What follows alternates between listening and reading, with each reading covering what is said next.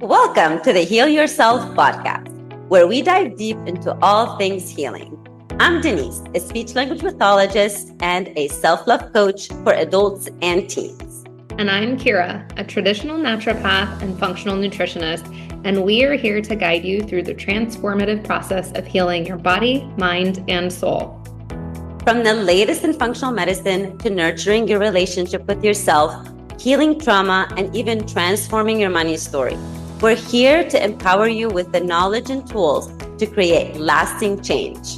So whether you're looking to heal physically, emotionally, or spiritually, join us as we explore the many paths to wholeness and wellness.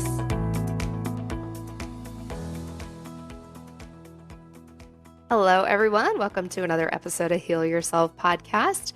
It is Kira today, and I am joined by special guest Michelle Manley.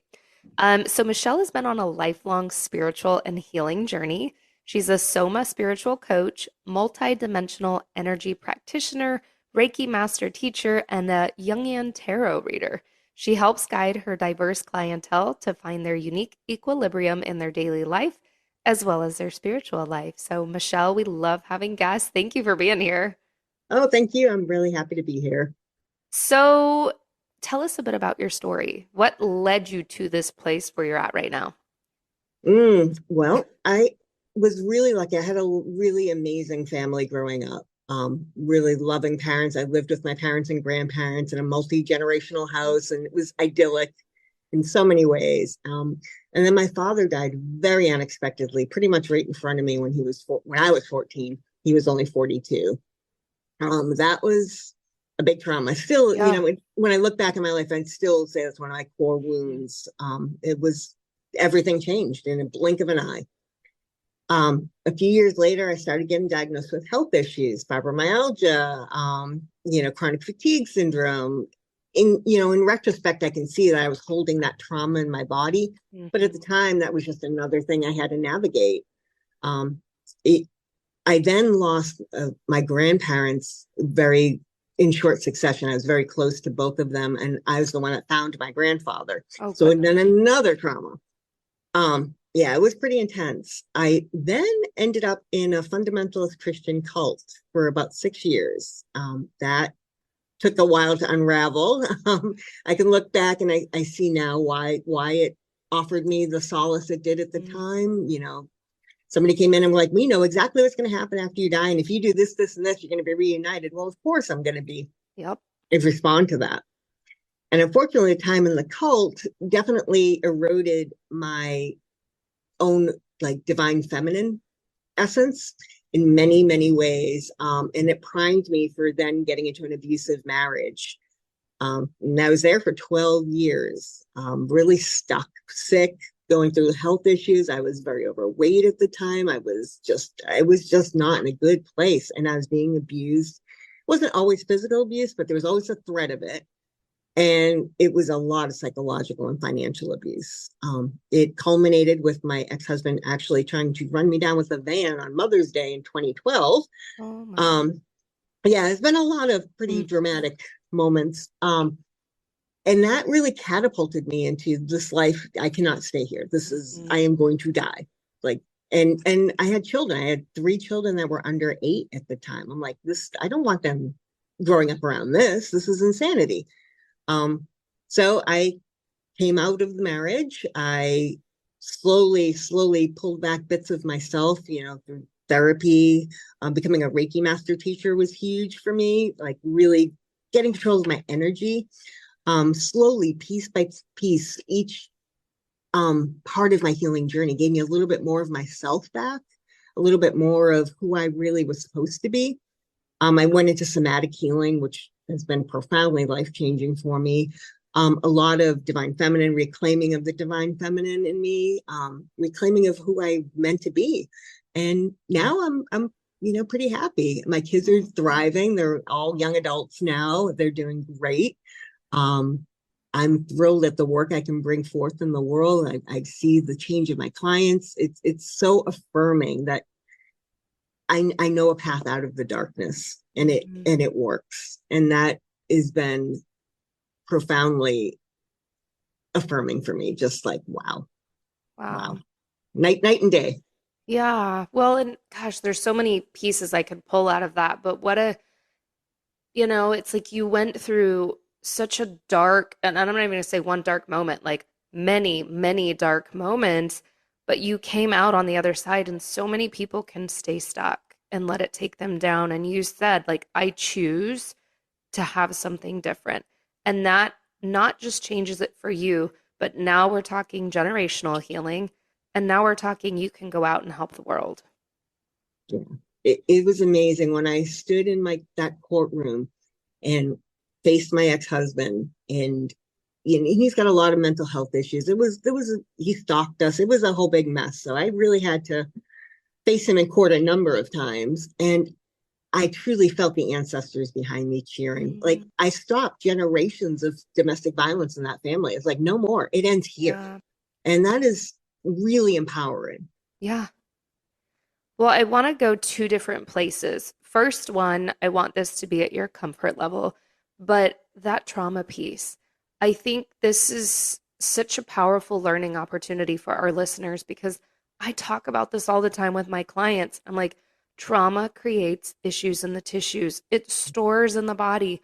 We know that the higher the ACEs score, adverse childhood events, for those that don't know, the more likely you are to develop autoimmune and chronic health issues later in life.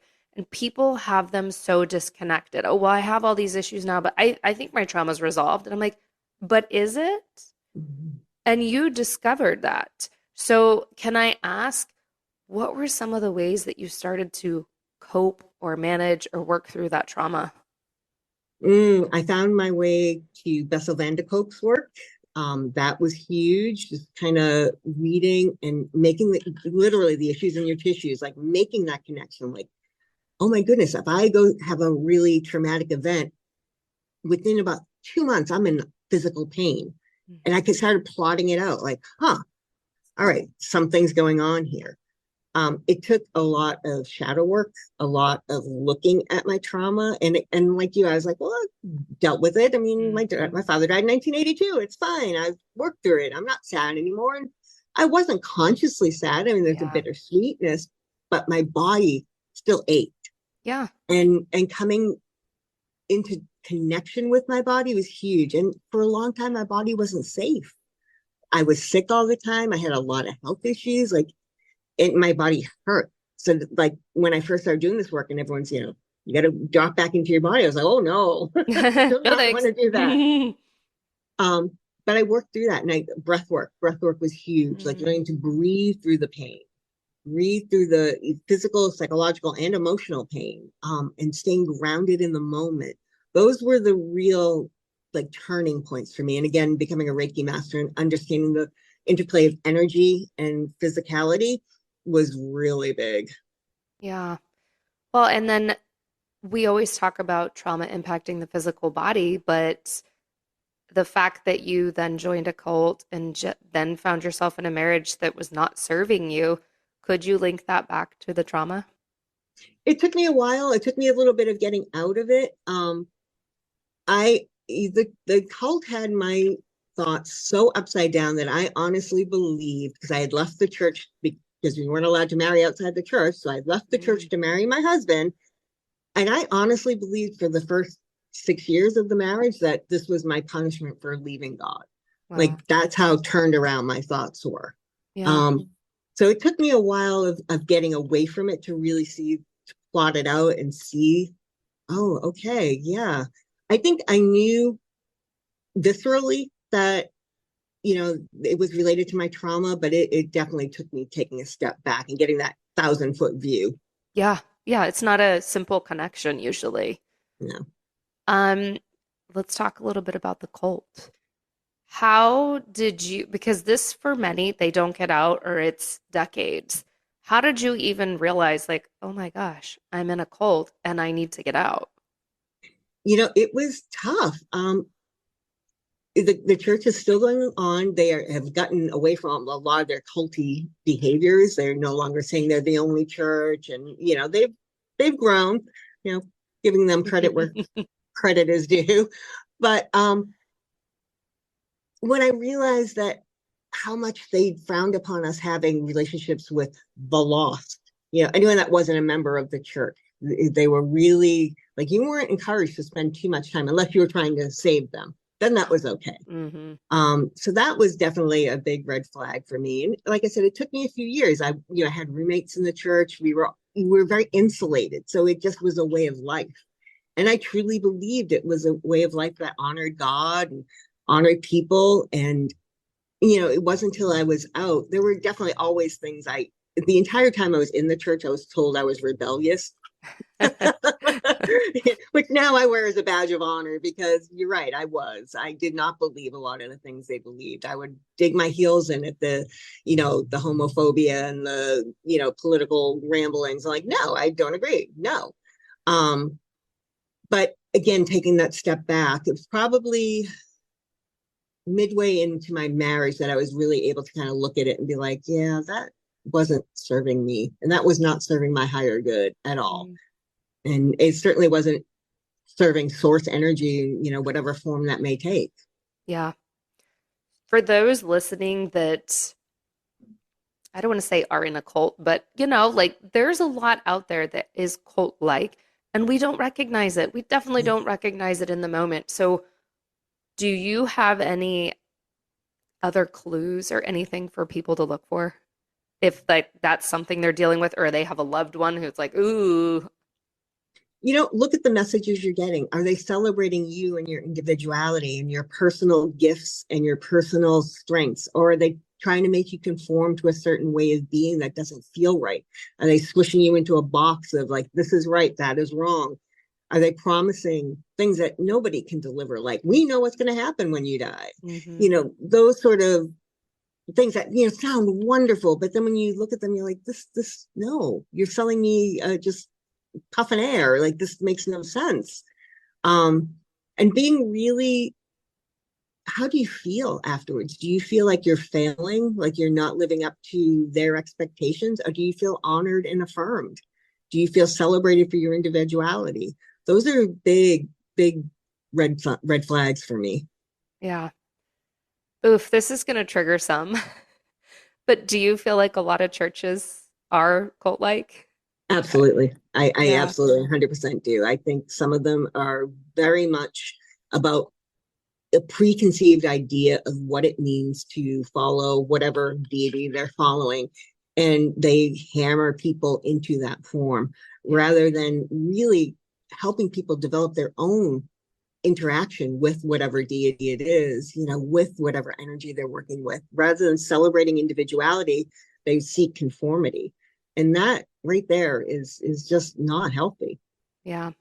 I have a lot I could say about that. And Denise and I are talking about doing an episode on religious trauma. And mind you, Denise and I grew up Catholic, and I'm not going to say it's bad or something is good, but there are definitely aspects that we have discussed privately ourselves of like, gosh, this really didn't serve us because, yeah, I mean, for decades, I just heard I was doing things wrong. And, I was conscious, like always looking over my shoulder of, oh my gosh, like I feel like someone's watching me. Am I doing this bad? Am I going to hell? Like literally just, yeah.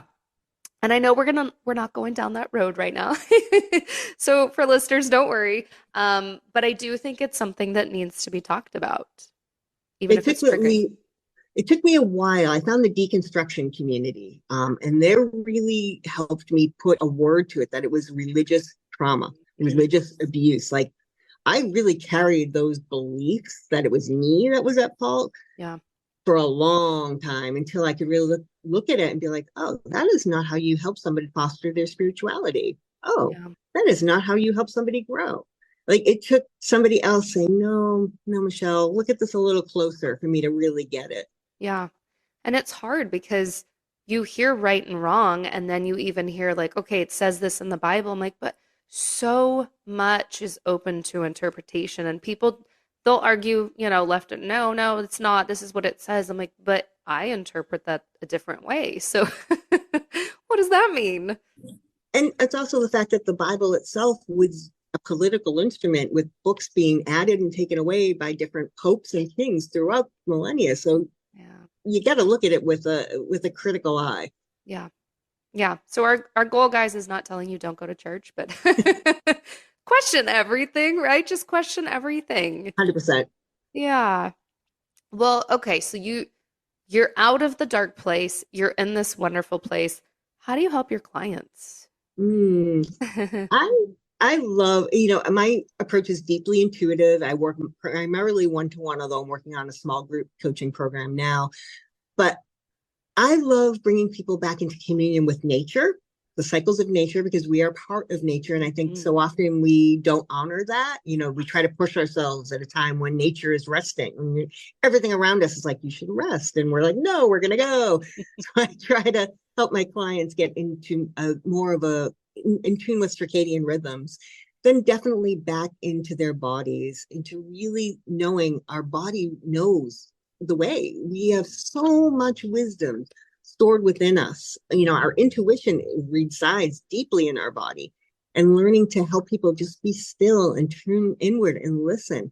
And then I like to open their eyes up to the possibilities. There's a million ways to live. If you kind of step away from what you think you're supposed to be doing, we've all got those ideas working in our heads of what we're supposed to do and who we're supposed to be. But if we can set that aside, and then maybe bring back what we really want of that, and really kind of look at, okay, who am I? Who do I want to be? Who could I possibly be? So that's generally where I like to take clients. I like to get them in touch with themselves and then with the energies around them. Love it. Do you have any favorite tools you use? Oh my goodness. The Jungian tarot for sure. Because my tarot readings are not divinatory. They are about what is these imagery digged up in your subconscious. Let's talk about that. That's where the magic lies. So that's definitely one of my tools. The energy healing, definitely a big piece of it, but definitely somatic embodiment. I love, like I said, bringing people back in their body, like really channeling in that energy and then expressing it in their bodies. It's beautiful. And it's the profound transformations that can happen when you come into communion with your body never cease to amaze me. And that's a huge aspect of physical healing that I feel like is ignored. Yeah. We talk about this on so many different episodes. I know I'm going to sound like a broken record, but so many times people are coming to me, hey, can you fix me? I want you to heal me. Give me this supplement. Give me this protocol. And it's like, no, that's not how it works.